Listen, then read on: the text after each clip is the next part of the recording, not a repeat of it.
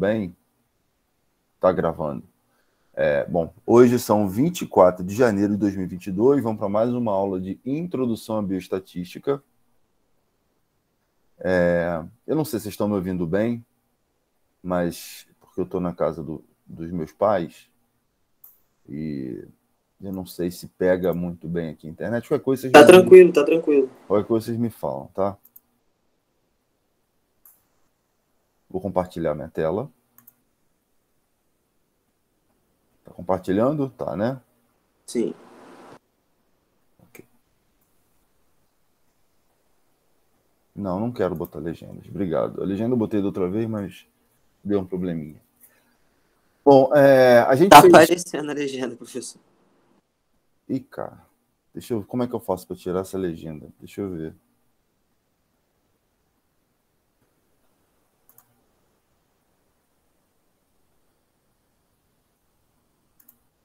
Ih, rapaz. Deixa eu ver aqui. Legendas. Desativado. Bom, deixei desativado. Vocês estão vendo minha tela ainda, né? Sim, sim. Agora ela sumiu. Sumiu ou não? Sumiu. Ô, porcaria, voltou agora. Eu não sei se pode não ser da apresentação e sim do seu celular, será? Do celular não, da câmera. Não, mas eu vou deixar aqui. Tá aparecendo só a minha legenda. Acho que é isso. Bom, gente, eu vou deixar, tá bom? Seguinte, semana passada a gente fez toda a brincadeira a respeito de apresentação de dados, dos resultados, de uma coleta de dados que foi feita algum tempo atrás. No caso, a gente tinha dados de variáveis como medida de tendência central, variáveis como estatura, idade e massa corporal, de duas turmas. Então eu fazia sempre a turma da tarde, gerava o resultado da turma da noite, e aí semana passada eu gerei os resultados de média, mediana, desvio padrão e, se eu não me engano, amplitude também, da turma da noite, da tarde e da noite. E aí depois a gente apresentou os resultados desses dados em média e desvio padrão para as duas turmas, em termos de tabela e em termos de gráfico, correto? Para variável, que se eu não me engano, foi estatura. E aí eu pedi para vocês fazerem a mesma coisa para idade. Vocês fizeram? Abre o microfone porque eu estou sem chat.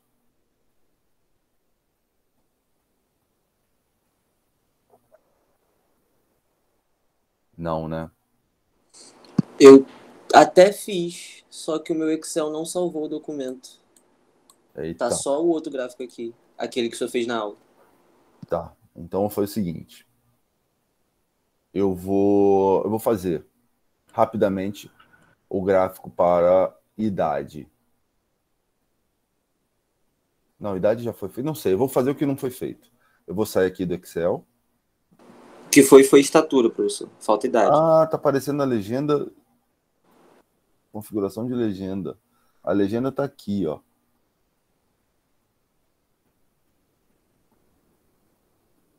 Como é que eu faço? Usar assim, a legenda é do Word, do PowerPoint. Olha que maneiro isso, cara. Sabia não? Dá para ter legenda. Pronto. Tô aqui agora no Excel. Vocês estão vendo a planilha? Sim. Sim. Tá. Eu fiz o gráfico, foi da estatura. É para fazer da idade agora. Tá. Eu vou puxar esse gráfico para cá. O gráfico você pode movimentar para qualquer lado, tá? Ó, vou puxar ele para cá.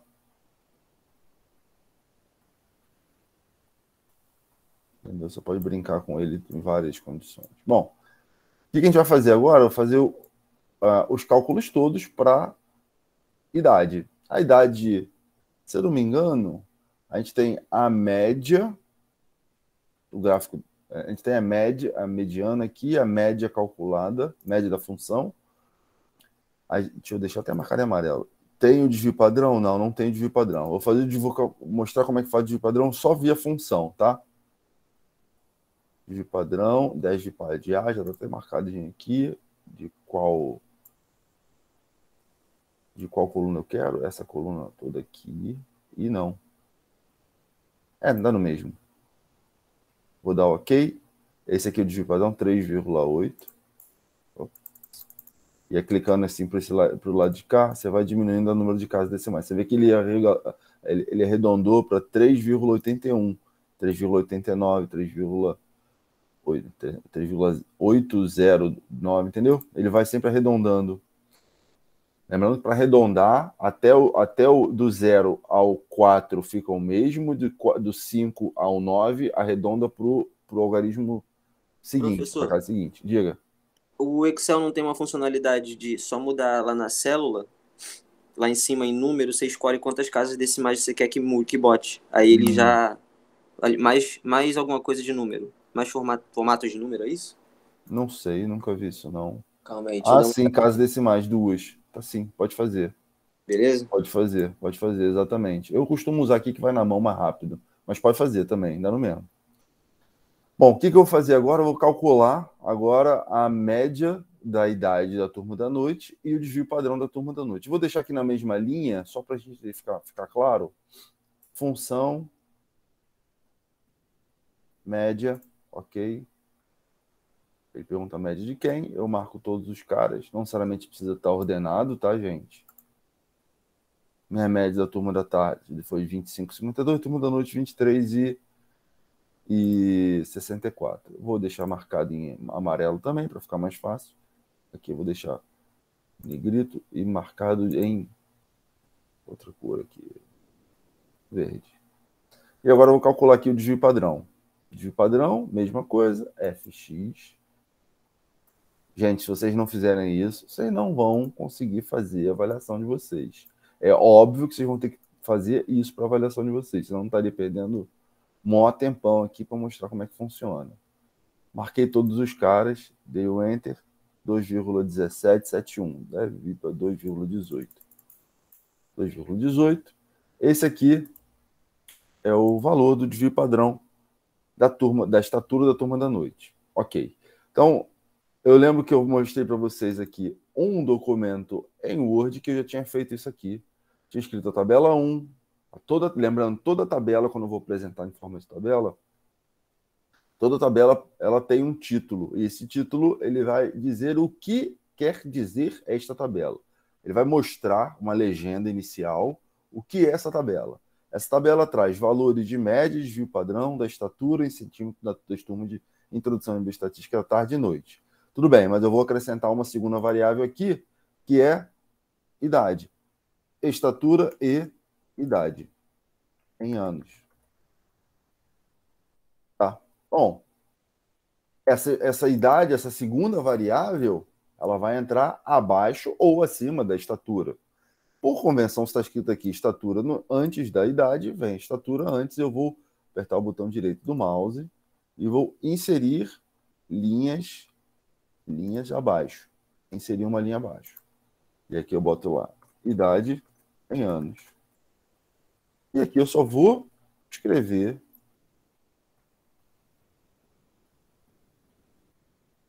o valor da idade, da média da idade e o desvio padrão da idade da turma da tarde e aqui da turma da noite, tá? Então, vou lá. 23,52, 381. 23,52, mais ou menos 3,81. Acho que é isso. A turma da noite deu 23,64, 2,18. 23,64. 23,64, mais ou menos. Perdi. Aqui não é 23, é 25, né?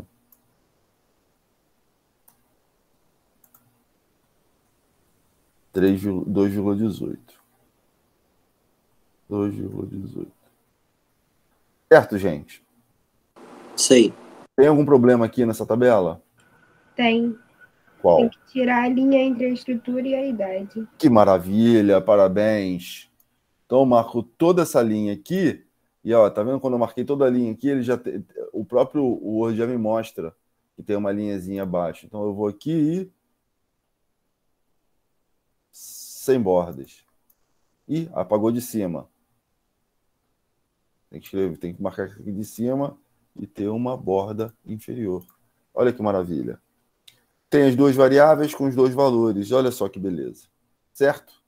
Para gráfico, eu não posso usar um gráfico só para duas variáveis. Nesse caso, tá? Eu não tenho como fazer isso. Então, eu vou pegar esse gráfico e vou fazer um outro gráfico aqui embaixo. Aí, vou fazer o mesmo, o gráfico pelo Excel, vou copiar e vou jogar para cá, tá? Gráfico 2. Eu vou copiar esse aqui. Não é mal nenhum copiar, tá, gente? Só para agilizar. Valores de média, desvio padrão da idade em anos. As turmas de introdução à bioestatística da tarde e noite. E aqui eu vou inserir o gráfico. Mas eu tenho que fazer esse gráfico. Voltei para o Excel. Lembra como é que faz o gráfico? Marco as duas células que têm a média e eu vou inserir gráfico. Esse gráfico aqui. Inserir o gráfico. Certo? Falta alguma coisa nesse gráfico ou falta quase nada? Falta mudar os nomes para tarde e noite, falta identificar qual é a variável e falta excluir o título do gráfico. Falta colocar o desvio padrão também. Exatamente. Tirei o título, vou adicionar elemento gráfico, eixo, títulos do eixo, vertical, qual é a variável? Idade em anos. Maravilha. Aqui, ó. Selecionar dados. 1. Editar. 1 é turma da tarde. E aqui, ó. Editar noite.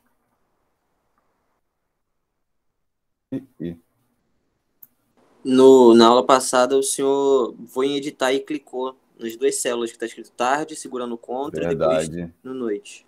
Verdade. Pronto. Resolvido o meu problema. Obrigado. Ó. Tarde e noite.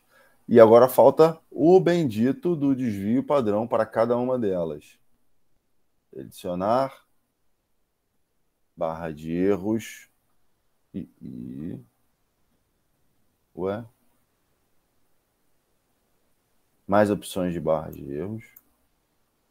Eu vou aqui embaixo, personalizado, especificar valor. Eu pegar esse, aperto o Ctrl, esse.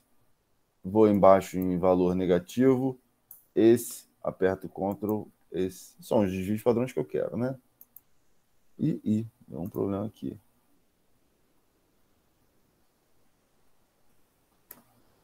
Deve ser isso. Olha só que maravilha. Apareceram os dois desvios padrões lá. Certo, gente? Então eu tenho a turma da tarde e a turma da noite, a média de desvio padrão para um para outro. Eu vou copiar. Botão direito do mouse.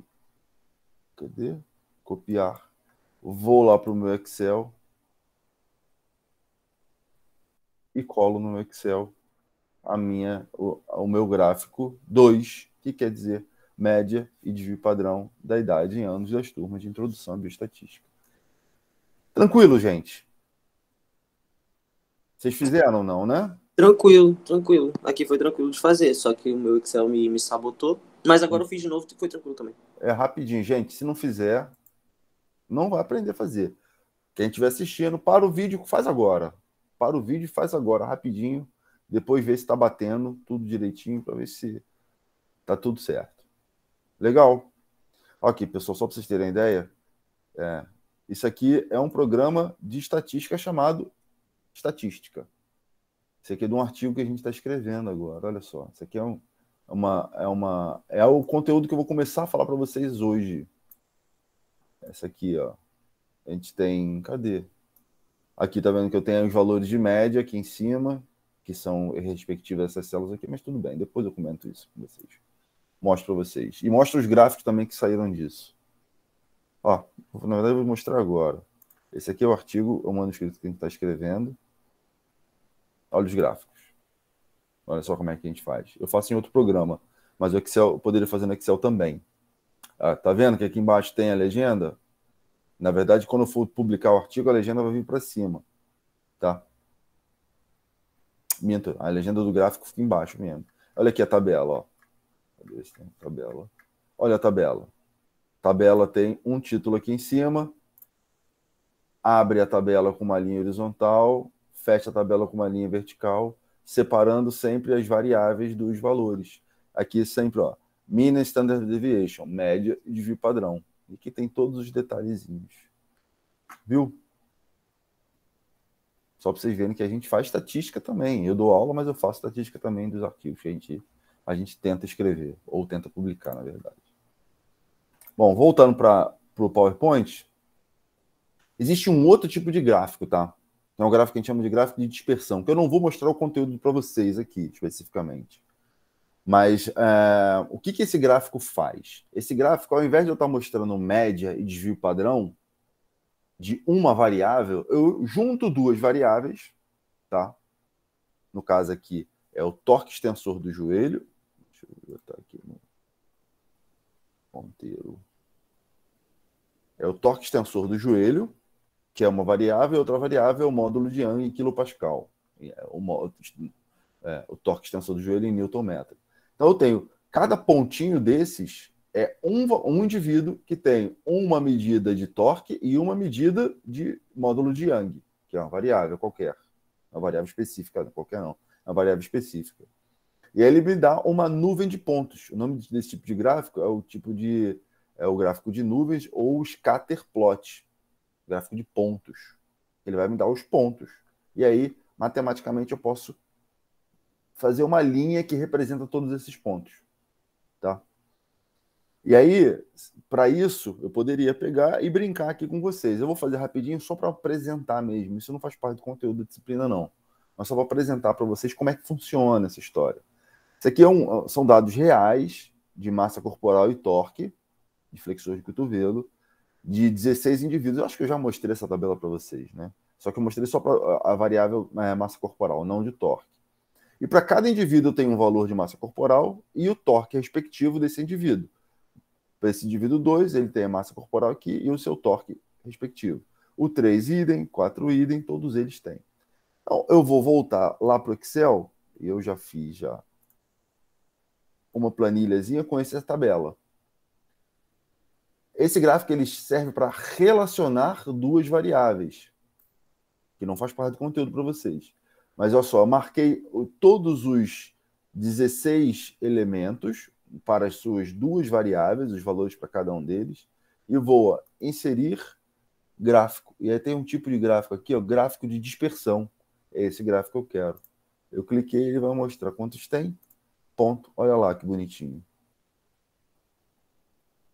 Ele me mostra o gráfico de dispersão entre as duas variáveis. Depois eu também posso editar todos aqueles detalhezinhos e tal, posso mudar, posso aproximar, fazer N possibilidades, até deixar assim mais bonitinho, ó, como vai ficar melhor assim, mais fácil de ver. Cada ponto desse representa um indivíduo que tem a sua massa corporal e seu torque. Tá? Bom, deixar isso de lado e agora eu vou passar para o conteúdo especificamente da aula de hoje. Conteúdo especificamente da aula de hoje, que é esse aqui. Base de probabilidade. Deixei o Excel de lado um pouquinho e agora vamos voltar ao PowerPoint.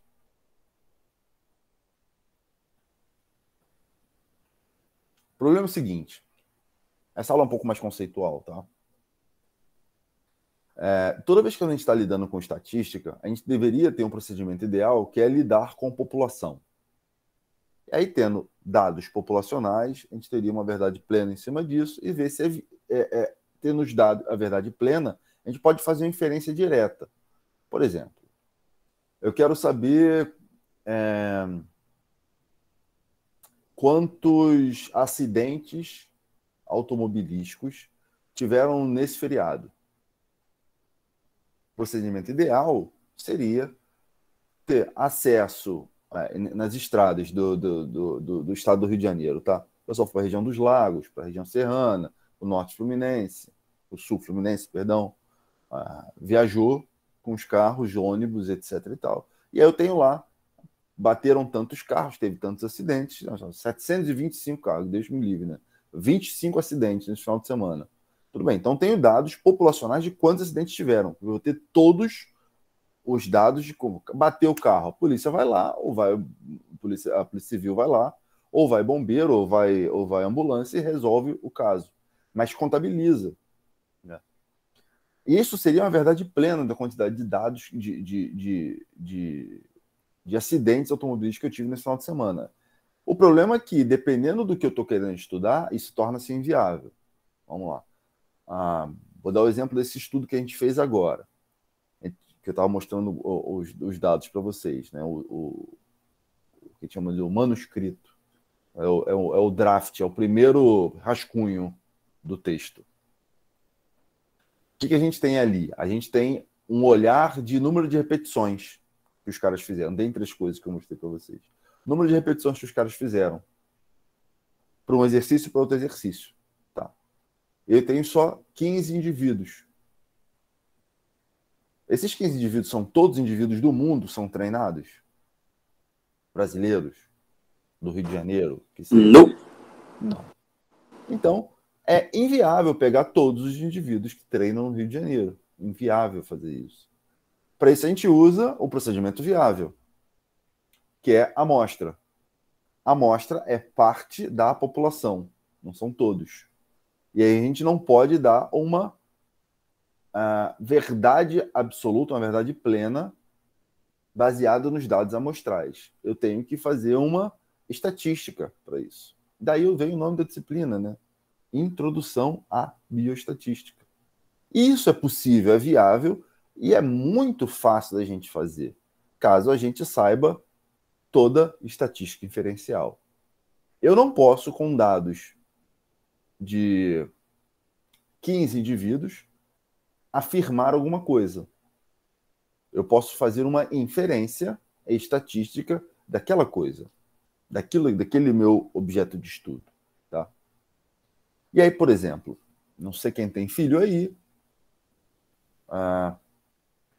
e eu também não lembro, mas eu vou tentar fazer alguma coisa. Minha mulher não assiste a aula, então não tem problema com relação a isso. Digamos que em uma certa maternidade, em um certo mês, nasceram 416 mais 46 dá 452, é isso? 62, é isso? 52, 62. 462 bebês nasceram naquele mês. Maravilha. Quem tem filho sabe, quem tem filho e o filho nasceu dentro de uma maternidade ou de um hospital, a criança sai da barriga da mãe, pega essa criança e coloca em cima de uma balança para ver a massa corporal daquele bebê.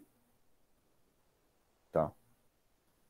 E aí pega depois o bebê, dá para a mãe, daí não importa. O que importa é que eu medi a massa corporal do bebê logo que ele nasceu, para saber com quantos quilos ou com quantas gramas aquele bebê nasceu. Tá bom? Tá. Bom, daí desses 462 bebês que nasceram, eu faço... gente, eu não estou vendo o gráfico, o chat. Se alguém tiver disponibilidade de falar para mim, é mais fácil. Foi uma dúvida sobre a quantidade. Acho que ele levantou a mão, acho que ele pode falar aí. Ó. Pode falar, gente. Eu falo aqui. Professor, então quando, tipo assim, falam assim, Flamengo tem 40 milhões de torcedores, isso é mais ou menos uma estatística? Isso é uma estatística. E aí pode variar para cima ou para baixo? Depende. Assim, como é que se mediu isso? Você fez a pergunta? Não, os dados que falam que olham todo... Mas como é que os caras... Assim, eu acredito que sejam mais que 40 milhões. Mas como é que se mede isso? Eu não sei. É pelo número de sócios torcedores, pelo número de de pessoas que compram os ingressos no estádio para o time da casa, quando é o Flamengo. Enfim, tem uma série de variáveis aí. Então não é medido, é estimado. Isso, eu ia perguntar isso, porque não é claro, não é uma parada exata, mas não me parece estatística. Não, é estimativa. Porque assim, Ah, o entendi. ideal seria ter um censo, né?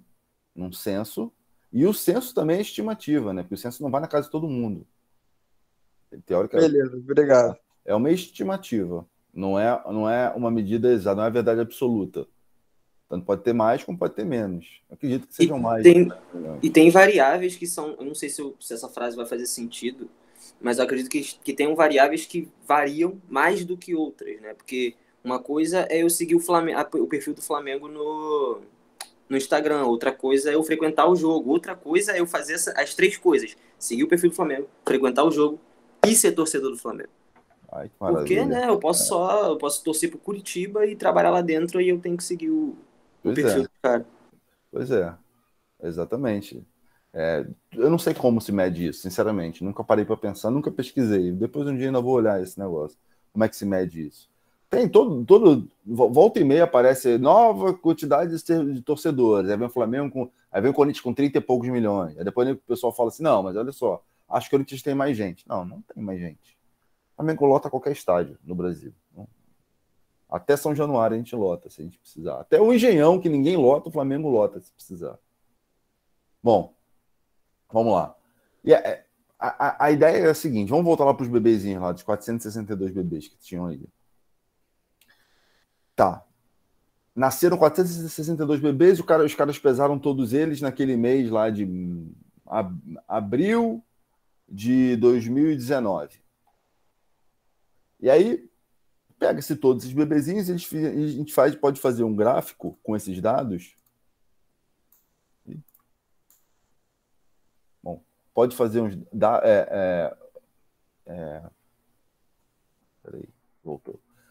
Eu posso fazer um gráfico, que é esse tipo de gráfico aqui, que a gente chama de histograma. Né? Esse histograma, não sei se vocês lembram, dependendo, eu me baseio na quantidade de observações que eu tenho, no caso da variável que eu quero, quantidade de bebês, pelo intervalo que eu mesmo ajusto para a quantidade, para a massa corporal, ou seja, a variável que eu estou querendo observar. Ok. Então, tenho lá. A gente começa a ver que abaixo de 2 quilos 303 gramas, eu tenho 5% dos bebês. De todos os bebês. Acima de 4 quilos e 97 gramas, eu tenho os outros 5% dos bebês. O que quer dizer isso? Eu tenho 5% abaixo de 2,303 e tenho 5% acima de 4,97.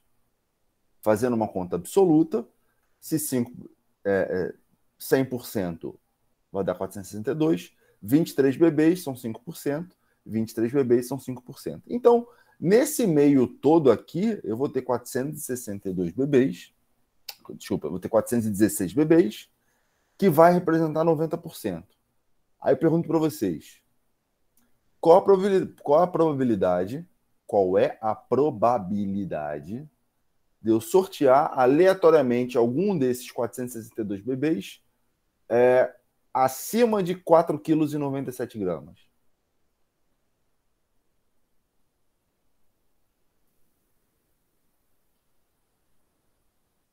Você pode repetir a pergunta, professor, por favor?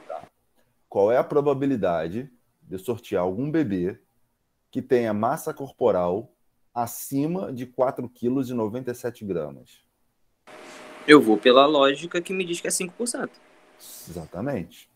5%. E mesmo 5% abaixo de 2,303 kg. Ou seja, se eu sortear aleatoriamente alguns 462 bebês, eu tenho 90% de chance de sortear alguém entre 2,303 kg e 4,97 kg, né? Isso. Maravilha. Então, é muito mais fácil eu sortear alguém do meio do que alguém das pontas. Correto? Nesse gráfico. Certo? Sim. Então a gente já começa a entender que a probabilidade ela tá no jogo. Sempre quando estiver olhando em bioestatística, sempre quando estiver fazendo qualquer inferência estatística, a probabilidade ela vai estar em jogo. Sendo que é difícil eu sortear alguém do extremo e fácil sortear alguém do centro. Tá bom? Aí se eu pegasse e diminuísse ainda mais, e pegar 2,5% para cá, então vai ser, sei lá, acima de 5 quilos. E aí, por exemplo, eu vou falar a massa corporal dos meus 2 filhos. O meu filho mais velho nasceu com 2,8 kg. E o meu filho mais novo ele nasceu com 4,2 kg e cacetada. Ou seja, era muito difícil, mas ele nasceu com 4,2 kg. Se ele fizesse parte dessa amostra, ele estaria dentro dos 5% mais pesados. Tá? Se a gente pega para fazer o percentil, eu posso fazer percentil, o percentil mais comum que a gente tem é o quartil, né?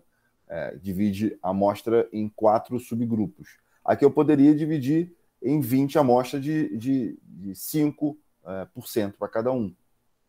Então eu teria 90 nesse meio, 10 para cá, 5 para cá e 5 para cá. Tá bom? Bom, base de probabilidade é um experimento que pode ser repetido diversas vezes. A repetição... Vou botar aqui ponteiro, apontador. A repetição é tentativa ou ensaio. Eu posso ter múltiplos resultados. Cálculo da probabilidade, o número de casos favoráveis sobre o número de casos possíveis. Se o resultado vai acontecer com certeza, a probabilidade é 1. Se o resultado não vai acontecer, a probabilidade é 0. Vou dar um exemplo. Quando eu era criança, eu tenho um irmão mais velho, de 7 anos mais velho do que eu. É um engenheiro hoje. E o Pedro, meu irmão, ele brincava muito comigo. Quando ele 7 anos mais velho, ele me sacaneava demais, né? Então ele virava para mim e falava assim, bom, vem cá, vamos fazer tal coisa. Aí eu, tá bom, par ou ímpar? Ele, tudo bem. Par eu ganho, ímpar você perde. Qual a probabilidade de eu ganhar? 0. 0. Porque esse evento nunca vai acontecer. E qual a probabilidade dele ganhar? 1. 100%. Ele vai ganhar todas as vezes. E eu sempre perdi. Eu falei assim, puxa, perdi. Até que um dia eu falei assim, irmão, vamos fazer o contrário? Aí ele, não. Eu falei, então eu já percebi, depois de alguns anos, que ele me sacaneou durante anos. Para eu ganho, ímpar você perde, eu sempre perdia. Alguém já jogou War aí? Eu não sei se está na moda, mas antigamente se jogava War bastante. Alguém sabe o que é o War, esse jogo? Eu gosto de ver as tretas que dá, mas jogar em si eu não gosto de jogar não, mas eu sei o que é. Acho que a galera sabe também, só tá meio acanhada de falar. Ah, que bom. Eu já joguei, professor, já joguei. Jogou. Meu objetivo sempre foi ganhar um mundo, conquistar um mundo. Para quem não sabe, o War é um joguinho. Nesse joguinho, você tem peças de alguma cor e tem objetivos a serem traçados. E aí, como conquista de territórios ou destruir adversários.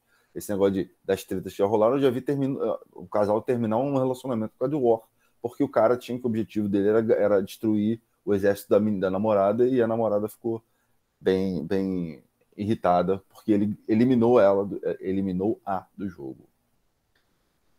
Já joguei muito War na minha vida. E esses são dados, e você joga o dado, e aí se o dado do ataque for igual ao da defesa, a defesa ganha. E aí você vai perdendo pecinhas. Ou quem ganha, quem perde vai perdendo pecinhas. E quem ganha vai colocando pecinhas, no caso. Então, na verdade, assim, número de casos possíveis sobre número de casos favoráveis sobre o número de casos possíveis, com a probabilidade de eu tirar um número 6 ao jogar um dado. Alguém me fala? Alguém tem ideia?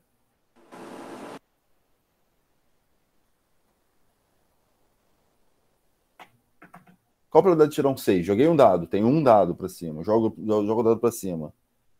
Qual a probabilidade de eu ganhar? Um dado só tem a possibilidade de tirar uma vez. Uma vez. Em quantos casos possíveis? 6. 6. Então a probabilidade de eu tirar um 6, ou assim como tirar um 5, um 4, um 3, um 2 ou 1, é 1 em 6. Correto? Sim.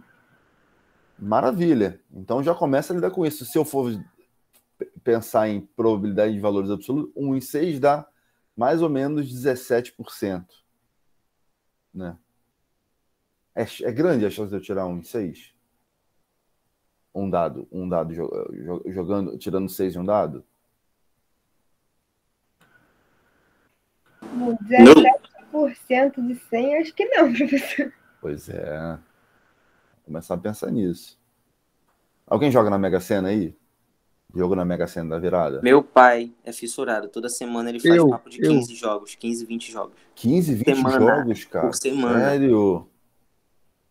Mas ele faz o jogo ou aquele aleatório? Não, o jogo mesmo. Ele não, assim, ele vai lá, Assim, ele ele marca, aposta na segunda, aí aposta na quarta, aí aposta na sexta e aposta no sábado. No domingo não. Um dia ele vai virar bilionário, hein? Pô, Ou ele bilionário, acredita, né, ele acredita. Você sabe qual é a chance do teu pai ganhar, Felipe Jó? Menor que a que ser atacada por um tubarão, que ser atingido por um raio. Eu já conversei sobre isso com ele, mas Tudo bem. Professor, tem um jogo chamado Loto Mania, que é 1 para 430. É mais fácil de ganhar, Pô, mas sim. mesmo assim é difícil. Qual a probabilidade de você ganhar na Mega Sena? Alguém sabe? Falam que a Mega Sena é a mesma probabilidade que eu acho que ter trigêmeos, um negócio assim. Pô, tem um casal de amigo que tem trigêmeos. Podia ter ganhado na Mega Sena. Eu acho que eles conseguiram o outro lado, né? Ó, quer ver? Vou fazer para vocês aqui. Vou tentar escrever, tá, gente? Opção de ponteiro, caneta. Vou tentar escrever. A probabilidade de você ganhar, acertar o primeiro número, são quantos números que a gente joga? 6, pô. Joga 6 em... São quantos? 60, né? Isso. Isso. Então, vou escrever aqui. A gente tem que acertar o primeiro em... Minto, tá? Já comecei errado. Eu tenho 6 possibilidades para acertar 60, correto? Olha, escrever com mouse, hein? Isso aqui é um 6, tá? Não parece não, mas isso aqui é um 6. 6 em 60, aí acertei. Opa, maravilha. Um dos 6. Então sobraram 5. Em 59. Correto? Tá certo, gente? Acertei. 2. 4 em 58. E assim vai. Até chegar a 1 em 55, se eu não me engano. Então eu tenho que multiplicar todos esses negócios. Por isso que a probabilidade de você ganhar é muito pequena. Muito, mas muito pequena. O jogo, se eu não me engano, todo jogo de azar, ele é feito para você não ganhar. Você vai entrar num cassino. Quem tiver oportunidade, quiser entrar no cassino, entra no cassino, você vai entrar lá para... A tua chance de ganhar é sempre menor do que a chance de você não ganhar. Por exemplo. Não sei se Parece até a vida. Assim, a vida é dura. A gente está nessa fase assim que é para a gente aprender mesmo. Não sei se vocês chegaram a ver um vídeo esses dias. Eu recebi no WhatsApp. Um cara, um milionário, que era um bambambam de uma empresa, não sei qual é, não lembro, também não me interessa lembrar. Ele foi jogar no cassino em Punta del Este. Ele estava bêbado, ele e vários amigos, ele estava com a taça de vinho, até, ele foi jogar roleta. Sabe, roleta você tem lá, você pode escolher ou a cor, vermelho ou preto, são belas cores, diga-se de passagem. Você pode escolher um número específico. Se você escolhe vermelho ou preto, você tem 50% de se ganhar. O problema é que tem, além dos 50%, tem um número verde, que é o número neutro, que ele perde todo mundo. Então ele tem 50% menos 1. Então ele não é 50% de chance de ganhar, para quem joga na roleta. Se você aposta no preto ou no vermelho. O cara apostou não sei quantos $1.000 em um número só. Acho que o número 20 e pouco. Estavam os amigos lá, todos bêbados, um monte de gente filmando, jogou a roleta e o cara caiu no número no número 50, 51, quando se eu não me engano. São 51 números. Caiu no número certinho que ele apostou, não sei quantos milhões de dólares em uma tacada só. Isso acontece, mas é muito raro. O cara ganhou, deu sorte, ganhou.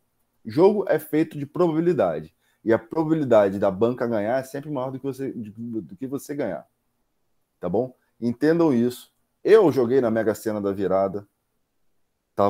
Deixei meu filho na creche, estava voltando para casa, vi uma amiga minha andando na minha frente, ela é a filha, e eu fiquei pensando assim, Se ela for entrar na galeria, é porque é para jogar. Aí ela entrou na galeria. Nunca entra na galeria. Entrou na galeria com a filha. Eu falei, pô, vamos jogar? Vamos. Fizemos o jogo, não tinha nem dinheiro na hora. Fiz um Pix para a menina que estava pagando. A menina do caixa. Ela pegou, fez o jogo para mim. Gastei R$13,50 e não ganhei, obviamente. Tá. Bom, isso aqui eu já falei. Aí eu pergunto para vocês acham, e tudo tá brincando em probabilidade, né? Você acha que 95% de um evento acontecer é uma probabilidade boa, aceitável? O que vocês acham? 95%. Você já tem noção de probabilidade. Alguém falou no chat. Eu acredito que sim, professor. Ótimo. Eu também acredito que sim. Agora, por exemplo, você andaria numa ponte que tem 95% de chance de não cair e 5% de chance de cair? E se ela cai, você morre? Aí complicou, professor. Mas assim, acho que eu iria, porque tem 95% de chance de não cair. Maravilha. E se fosse 99%? 99% de não cair, eu iria bem mais tranquila. Bem mais tranquila, né? E se fosse ser 90%? E aí é mais ressabiada, né? Se fosse 50%, você ia? Não. E se tivesse 50%? Ah, se fosse 50%, você não ia com 5%, então você não ia mesmo, de jeito nenhum. Tem toda a razão. Tem toda a razão de não ir. Aí a gente tem uma outra medida de dispersão. Eu já falei de medida de tendência central, medida de dispersão de desvio padrão, amplitude e tudo mais, que a gente chama de intervalo de confiança. Talvez o conceito seja um pouquinho complicado, mas eu vou ver se consigo passar para vocês isso. Intervalo de confiança é a probabilidade de eu conter um valor de um parâmetro populacional desconhecido. O que é isso? E normalmente a gente usa 95% de intervalo de confiança. Tá? O que quer dizer isso, intervalo de confiança, 95%? Aqui, esse Mi quer dizer a média populacional. Por exemplo, de acordo com o censo, já 2000 e pouco, no Brasil, a média populacional dos homens adultos era 1,72 m. Essa era a média da população masculina, dos homens adultos. Tá? Então, tem média, Mi, essa média populacional. Então, essa média está aqui. Se eu, por acaso, sortear ou pegar amostras aleatórias no país inteiro, os dados daquela amostra vão estar contidos na minha média. Eles não vão estar nem acima da média, para cada média, nem abaixo da média. 95% das vezes. Isso é estatístico. Tá?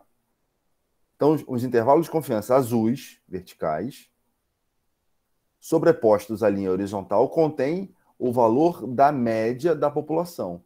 O intervalo de confiança vermelho, totalmente abaixo da linha horizontal, não contém esse valor. Ou seja, essa amostra aqui, das 20 amostras que eu coletei aleatoriamente da população, uma não vai estar dentro da minha média. As outras 19 vão estar dentro da amostra. Vocês podem até contar quantas tem aqui, tá? Eu acho. 1, 2, 3. Professor, diga. É só para ver se eu entendi se é isso mesmo. É como se a linha preta fosse a média de estatura dos homens no Brasil. Isso. E as linhas verticais como se fossem as médias nos estados, é isso? Pode e aí ser, a média do pode ser. estado tá Pode dentro ser. da... Pode ser? Pode ser pelos estados. Pega um vinho ou aleatoriamente no país inteiro. Pode ser. Agora, por exemplo, se a gente está fazendo a média populacional no Brasil e nossa amostra é composta por jogadores da NBA, de um time da NBA, provavelmente essa amostra vai estar acima, o menor elemento vai estar acima, vai ser mais alto do que a média da população. Correto? Sim. Entendeu? Porque pode, aleatoriamente, você pegar gente muito maior. Porque é aleatório. Né? Mas a probabilidade é que isso aconteça só em 5%. ou seja, a gente chama de intervalo de confiança de 95% da população. Isso é uma outra medida de dispersão que a gente chama de intervalo de confiança, ou 95% de intervalo de confiança. Quer dizer o seguinte, toda vez que eu for pegar uma amostra, 95% das vezes vai estar dentro daquele padrão. Tá bom? E aí, ó, isso aqui é uma das formas de apresentação dos dados. Aqui eu vou ter todos aqueles dados lá, o grupo que eu estou observando, a variável que eu estou olhando, a amplitude de movimento, o tamanho da amostra 30 e 60, para um grupo e para o outro grupo, a amplitude, o menor e o maior valor, a média, 173,1, o erro do padrão da medida, erro padrão da média, que é 1,12, que ele é muito menor do que o erro, do que o desvio padrão. Tá? Eu já mostrei na aula passada como é que se calcula isso. E 95% de intervalo de confiança. Se eu pegar 20 amostras, essas amostras vão estar entre 170,81 e 175,39 graus para flexão do ombro. Tá bom? É mais ou menos para isso que funciona. Mudando um pouquinho de assunto, eu tenho distribuições de probabilidade. Distribuição de probabilidade ela pode ser binomial, com eventos binários, ou acontece ou não acontece, sim ou não. No caso que eu estudei no doutorado, eu tinha eventos binários, ou era classificado com uma cor branca ou com uma cor preta, a minha imagem, e N outras possibilidades. Eu posso ter distribuições em forma de Poisson, que são eventos raros.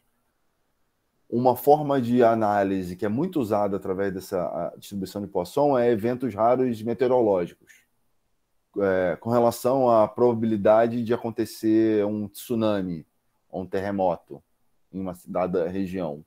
Tá? Mas o que a gente realmente usa em bioestatística é a distribuição normal, ou gaussiana. O próprio nome já diz normal. O que é normal? O que é normal?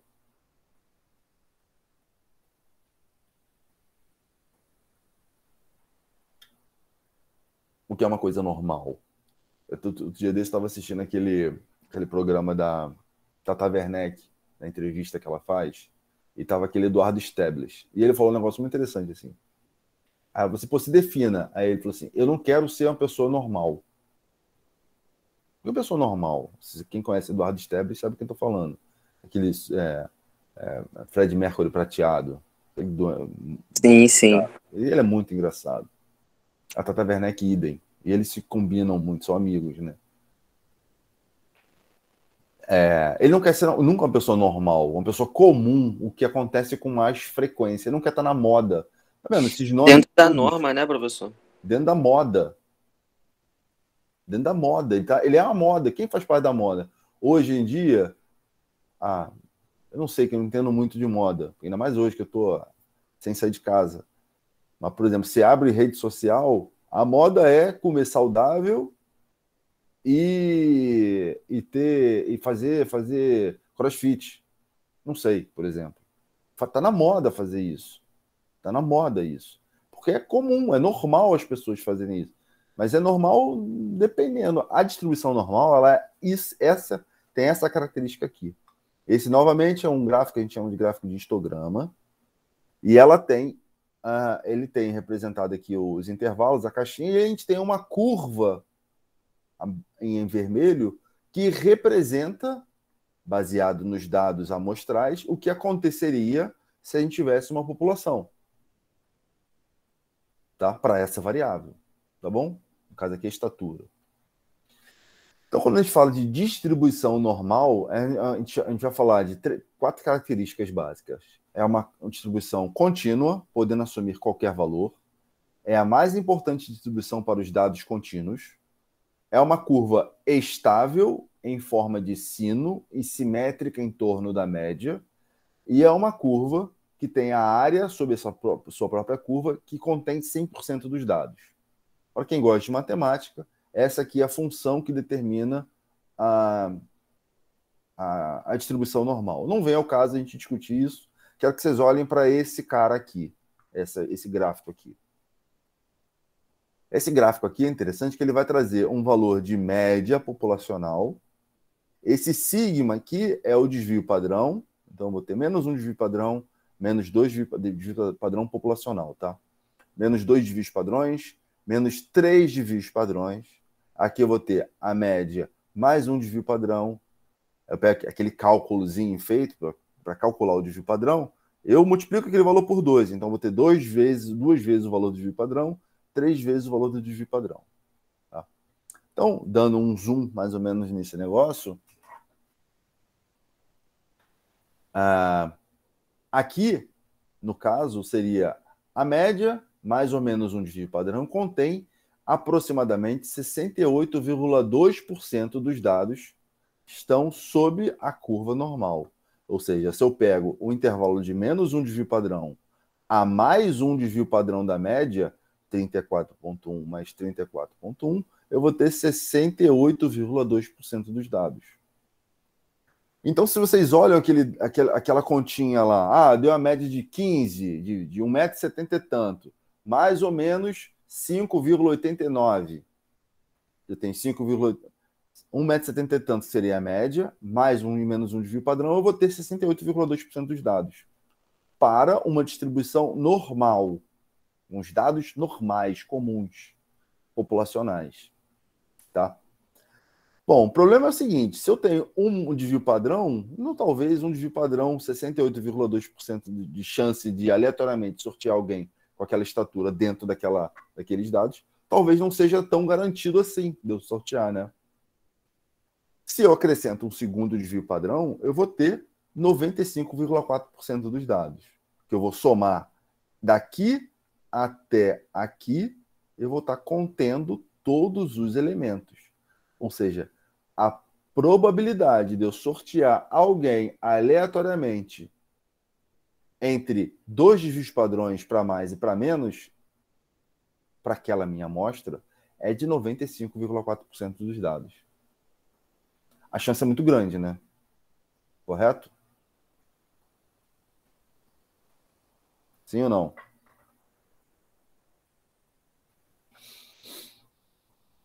Para dormir? Correto, professor. Obrigado. Uma voz do além apareceu. Muito obrigado por responder.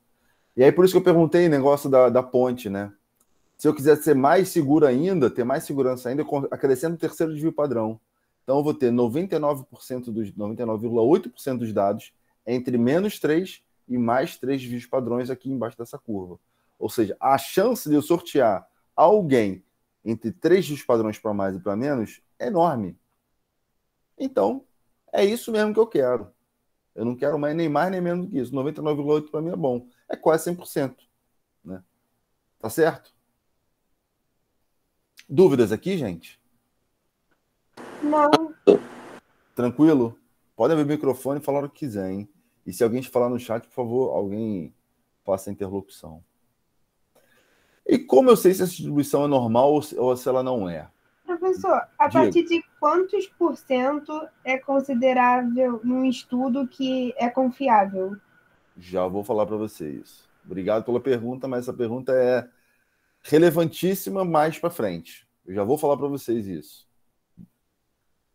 A gente, para isso, para eu saber se a minha distribuição é normal ou não, eu tenho que fazer uma inferência estatística. O que é inferência estatística? Eu tenho que comparar, eu tenho que fazer testes estatísticos, matemáticos, para que eu tenha uma resposta. Por exemplo, inferência estatística é um método estatístico usado para tirar conclusões a partir da população, a partir de uma amostra. E eu tenho que lidar com probabilidades em torno disso. Toda comparação estatística requer responder se existe diferença entre duas medidas, seja pela média, pela mediana ou por outra medida de tendência central. Então, por exemplo, se eu quero saber se a minha distribuição é normal em relação da minha amostra, em relação à população, vou dar um exemplo disso. Se eu quero saber se a massa corporal dos dados da turma da tarde, ela tem uma distribuição normal, eu tenho que, hipoteticamente, comparar esses dados com os dados populacionais. Eu não tenho os dados populacionais, mas se eu tivesse e eu fizesse essa comparação, eu teria que mostrar que aqui seriam os dados do exemplo que eu estou dando. Essa curvinha aqui é a curva de distribuição da população, da massa corporal da população, tá? E esse aqui é da minha amostra. Da amostra que a gente tem, da turma de tarde, da tarde de vocês. A partir de um teste de hipótese, eu assumo que se eu tiver mais do que... Deixa eu até ver se eu consigo. Opção de ponteiro, caneta. Se eu tiver mais do que 5% de interseção aqui, 5% de interseção dos dados da população com os dados da minha amostra, se esses 5% estão intercedendo, eu posso dizer que a distribuição dos meus dados é normal em relação à população. Dos dados amostrais que eu tenho, em relação à população, eles são normais. Tá? O problema é o seguinte, quando eu tenho uma pequena dispersão dos meus dados, tanto populacionais como amostrais, isso me complica. Por exemplo, se olha aqui embaixo, aqui eu estou olhando para a distribuição da minha amostra e aqui eu estou olhando à esquerda a distribuição populacional. Vocês estão vendo que a curva de interseção dos dados, essa área aqui marcada, ela é muito maior do que essa aqui. Se eu assumo que isso aqui é 5%, aqui eu tenho mais do que 5%. Correto ou não? Tá dando para entender? Sim ou não? Eu confesso que eu me perdi um pouco, professor. Tá ok. Vamos lá. Vamos voltar. Eu também. Vamos lá. Agora eu vou ver se já está marcado, então eu posso voltar para o laser point. Agora vocês conseguem enxergar melhor aqui o meu laser. Vou olhar para esse gráfico aqui em cima. Aqui nesse lado esquerdo, eu tenho a distribuição da população, tá bom? Aqui do lado direito, eu tenho a distribuição da minha amostra. A minha amostra é da variável que eu estou olhando para vocês, é a estatura da turma de vocês. Tá bom? Tem os dados da variável que eu estou olhando na estatura. Aqui eu tenho a média da estatura, com a dispersão da estatura, indo para um lado e para o outro. Aqui eu tenho a média da estatura da população. Aqui eu tenho a dispersão indo para um lado e indo para o outro, tá certo? Quando essas minhas linhas aqui da população e da amostra, elas se cruzam com uma área maior ou igual a 5%, eu assumo que a distribuição da estatura da turma de vocês, ela é normal em relação à população. Ela é comum à população. Tá bom? Se essa área fosse menor do que 5%, eu não poderia afirmar que a distribuição da estatura da turma de vocês faz parte de uma distribuição populacional. Está acima, a estatura, assim como se eu pegasse jogadores de basquete, todos os jogadores de basquete, eles estariam acima. Agora, por exemplo, se eu tenho essa dispersão aqui maior, aqui eu tenho a minha média, e aqui eu tenho a dispersão, dispersa do centro, lembram? Se essa minha dispersão ela é grande, a chance de eu ter uma área maior em interseção com os dados da população, ela é muito maior, vocês concordam? Sim, agora entendi. Tá certo? Mas eu tenho que, visualmente, eu tenho como olhar essa coisa e ter mais ou menos um parâmetro. Só que eu tenho que testar essa hipótese. Tá? Não vale a pena a gente pegar muito nessa questão, não, mas eu queria que vocês pelo menos entendessem isso. Porque dependendo se os meus dados amostrais tiverem uma característica de distribuição normal, eu vou fazer testes específicos para essa minha amostra. E depois eu falo para vocês como é que funciona isso. Se aqui é um teste de normalidade, eu tenho como fazer isso, através de alguns softwares eles fazem essas coisas para a gente. Só para vocês terem ideia, todo teste estatístico, toda inferência estatística baseada em teste, ela traz normalmente o nome do cara que inventou a história. Esse cara aqui, que são dois, Kolmogorov e Smirnov, provavelmente russos, ou do norte europeu, digamos assim, europeus, eles inventaram testes de para ver se a distribuição ela é normal ou ela não é normal, para não conter só aquela identidade visual só que eu mostrei para vocês. Existe outro teste também chamado Shapiro-Wilk, de dois caras, o Shapiro e o Wilk, que também fizeram um outro teste para ver se existe normalidade. Eles são mais ou menos parecidos, matematicamente parecidos. Tá? Então a gente tem uma ideia de teorema do limite central, que é o seguinte: se eu tiver uma amostra com um N acima de 30, eu assumo que a distribuição dos meus dados é normal. Tá certo? Se o meu N ele não é maior do que 30, ou igual a 30, a gente vai ter que testar essa normalidade. Por isso que a gente sempre usa, existe um número mágico dentro da estatística, que é a amostra com um N de 30. É o ideal. Caso a gente não tenha, a gente tem que fazer um teste específico para dizer se a distribuição ela tem cara de normal ou não. E dados biológicos, normalmente não. Às vezes ele não atinge. Então, esse é um dos problemas que a gente está tendo agora naquele artigo. A gente está usando testes específicos para dados que não se comportam com a distribuição normal. E a gente entra numa questão que é a questão central e o final da aula, que é em relação a teste de hipótese. Toda vez que a gente vai testar alguma coisa em estatística, eu vou fazer um teste de hipótese, em que eu tenho sempre duas alternativas. A hipótese nula e a hipótese alternativa. Eu tenho duas hipóteses, desculpa, gente. Eu tenho a hipótese nula e a hipótese alternativa. A hipótese nula, ela é chamada de H0. E a hipótese alternativa ela é chamada de H1. Tá? Eu testo essa. Eu só testo a hipótese nula. Caso eu confirme essa hipótese nula, eu rejeito a hipótese alternativa. Ponto final. Caso eu teste a hipótese nula e não aceite, eu rejeite a hipótese nula, eu obrigatoriamente testo a hipótese alternativa. Lembra do 100%? Eu tenho 100% aqui. Ou vem para cá ou vem para cá. Só que aqui eu tenho 95% de chance. Aqui eu tenho 5% de chance. Então eu testo se isso aqui é verdadeiro. Não sendo verdadeiro, eu caio para cá. A probabilidade disso aqui acontecer é de 95%.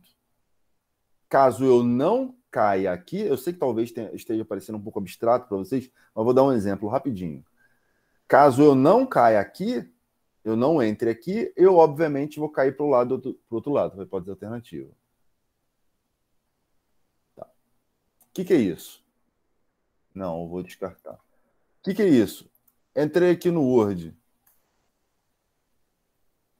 Estou olhando aqui para os dados de vocês. Vocês estão enxergando? Vou aumentar um pouquinho.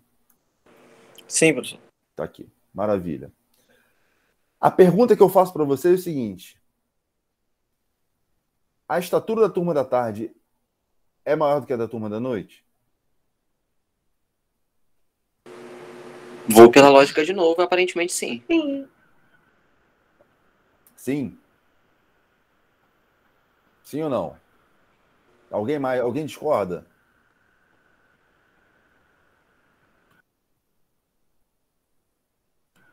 Dou-lhe uma.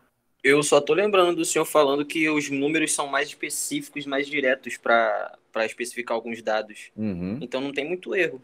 Não tem. Exatamente. Mas o problema é que eu estou lidando com uma amostra.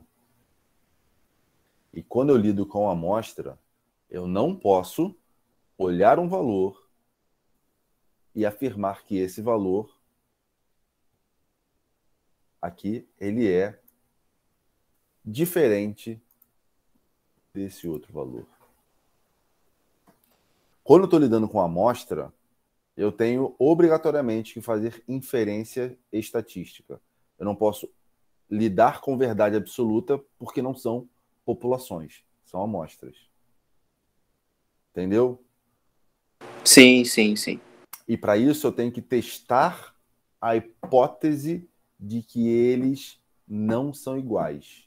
Na verdade, eu tenho que testar a hipótese de que eles são iguais. A minha hipótese nula, depois eu vou entrar mais a fundo nisso, mas a minha hipótese nula, ele traz uma probabilidade de que eles são iguais em 95% de chance. E eu testo isso. Eu faço uma inferência estatística nisso. Eu uso um teste específico para isso. Esse teste específico vai dizer a probabilidade deles serem iguais. Se a probabilidade deles serem iguais for maior do que 5%, desculpa, se a probabilidade que ele está me trazendo deles serem iguais, exato, se a probabilidade deles serem iguais for maior do que 5%, ou seja, 5,01 até 100%, eu afirmo que eles são iguais porque eu aceito a hipótese que eles não são diferentes. E aí eu tenho que testar especificamente em relação a isso. Para isso, eu tenho que saber qual teste estatístico eu tenho que fazer. Eu não posso simplesmente bater o olho aqui de 173,96 é estatisticamente diferente de 169,88. Da mesma forma para a idade, da mesma forma para tudo. Quando eu estou lidando com amostras, eu não posso fazer inferência, eu não posso fazer taxações baseadas nos valores absolutos. Eu tenho que fazer cálculos para que eu me gere testes e eu pense em probabilidade disso. Baseado nos resultados da probabilidade, eu tenho uma resposta se eu posso afirmar que é estatisticamente igual ou diferente. Daí sim a gente consegue aplicar essa brincadeira. E a probabilidade é o p-valor. O p-valor encontrado, que vai ser baseado no teste que eu vou estar fazendo, ele vai me dizer se ele está abaixo ou acima daqueles 5%. Se o p-valor, que é o valor encontrado da probabilidade daqueles dados serem iguais, tiverem acima de 5%, eu assumo que a minha hipótese nula é verdadeira. E aí eu aceito igualdade entre as amostras, entre as turmas, entre a estatura das turmas, entre a idade das turmas, entre o efeito do treinamento de alguma coisa. Caso a probabilidade deles serem iguais e aquele p-valor foi encontrado, for menor do que 5%, eu rejeito a hipótese nula e aceito a hipótese alternativa. Aí sim eu posso dizer que são diferentes. Eu tenho que ter certeza, ou quase certeza, eu tenho que ter 5% de chance de dúvida, que é aceitável, para dizer se aquela minha amostra ela é diferente daquela minha outra amostra. Tá? Mas para isso eu vou falar num outro momento para vocês, que é, no caso, a comparação entre duas amostras. Eu vou mostrar para vocês como é que a gente faz isso, tá? Em estatística. Vou dar um exemplo para vocês. Olha só. Não devia fazer isso aqui não, mas eu vou fazer. No caso aqui, ó, estão enxergando o meu Word ou não? Sim, sim. Tá vendo? Tá. Deixa eu ver se eu consigo aumentar ainda um pouquinho aqui. Esse caso aqui é um artigo que a gente está escrevendo. A gente está avaliando a espessura do músculo. Daqui para cima é o bíceps braquial. Tá vendo? Tá a setinha aqui. Dessa setinha aqui para baixo é o braquial. O braquial é um dos músculos que só fazer anatomia, cinesiologia, sabe muito bem o que é isso. São dois músculos que fazem flexão do cotovelo. Então a gente fez um exercício lá, fez outro exercício cá, e foi ver se existia ou não existia diferença entre os dois. Entre qual dos músculos variava mais para cada exercício. E a gente tem esse gráfico. O BB é o bíceps braquial, tá na moda falar BB, né? O BRA é o braquial. A gente botou até em cores diferentes. Dumbbell curl é a flexão de cotovelo e dumbbell row, aquela remada com banco. É esse exercício aqui, eu acho que tá aqui. Esse. Esse aqui é a flexão de cotovelo, esse aqui é a remada. Tá bom? E a gente mostrou que, dados que a gente encontrou, que a probabilidade do bebê para o BRA no exercício de flexão de cotovelo, deles serem iguais, é menor do que 5%. que eu apresento através desse asterisco aqui. Olha lá. A probabilidade. Diferença estatística entre os valores. A probabilidade é menor do que 5%. Ou seja, a probabilidade disso aqui ser igual a isso é menor do que 5%. Ou seja, eu afirmo categoricamente que existe diferença estatística entre esse valor aqui, não sei se vocês lembram, esse aqui é um gráfico de barras, esse gráfico que vocês fizeram é um gráfico de barras, que eu tenho a linha, esse aqui sendo o valor da média, aqui sendo o valor do desvio padrão, apresentação do desvio padrão. Só o positivo, o negativo a gente não precisa fazer. Também não ia caber uma barra preta dentro de uma linha preta dentro de uma barra preta, não ia dar. E aqui é o valor do braquial. Então, essa média ela é estatisticamente maior do que essa média. Mas, se eu comparo os exercícios e não só um músculo com outro músculo, o bíceps braquial na remada com a flexão de cotovelo pura e simples, a gente tem uma linha aqui que está mostrando que existe diferença entre esse valor e esse valor. Ou seja, a probabilidade desse aqui ser igual a esse é menor do que 5%. Se é menor que 5%, eu determino, que a gente chama de índice de significância de 5%. Ah, por que 5%? Porque é arbitrário. Se eu quiser ser mais criterioso, por exemplo, tem alguns, para teste de medicamentos, por exemplo, para teste de engenharia civil, por exemplo, a gente usa-se esse p-valor, ou p-corte, ou índice de significância, essa probabilidade ela tem que ser menor do que 1%, para eu afirmar que uma coisa não é igual à outra. Tá? Não sei se tem alguém mais velho aí. Antigamente existia um anti-inflamatório que eu usava muito para quem... Eu posso fechar isso aqui, só deixar a minha tela para a gente gravar? Vou parar a aula, para não parar o arquivo, para não ficar muita coisa. Pode ser? Pode, professor. Vou interromper o compartilhamento e vou parar a gravação. Interromper a gravação.